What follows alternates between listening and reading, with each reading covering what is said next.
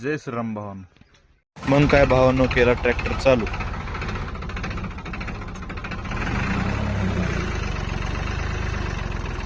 Tractor चालू झाल्यास निघालो ट्रकच्या दिशेने.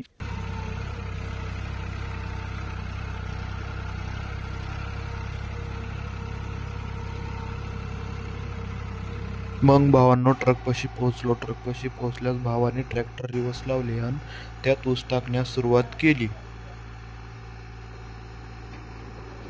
खाली झाल्यास भावानं ट्रॅक्टर तिथून काढलं.